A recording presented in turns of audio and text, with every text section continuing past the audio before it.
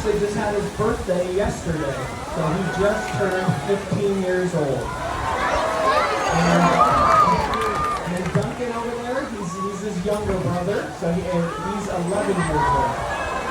So you're going to kind of see some really cool training demonstration stuff today. So, but first I'm just going to talk a little bit about kind of how Denver Zoo is situated for the elephants. And so we have 6 Asian male elephants here.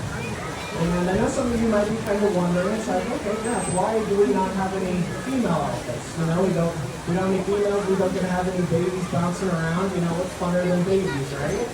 And so the reason we've done that, we've tried to kind of go the all-male route because that's kind of how it is in the wild, right? So when elephants get to be about 10 years old or so, they leave their matriarchal herds, and these are the herds that they're born into with their mothers and their grandmothers, and it's typically led by the oldest and wisest female.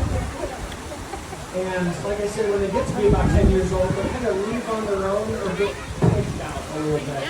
And so, you know, they don't go alone.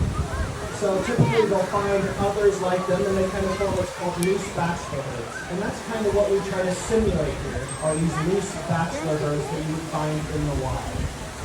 And luckily, you know, we can kind of decide, or they can decide who they want to go with on that particular day.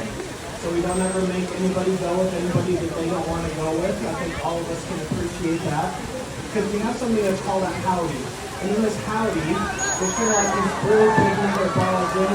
Is it really cool? Yeah, they have some really cool behaviors.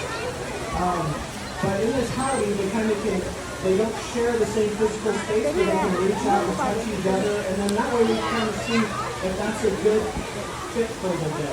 Because sometimes it may not be. Sometimes they may just go, okay, they may want to be alone that particular day, and that's totally fine.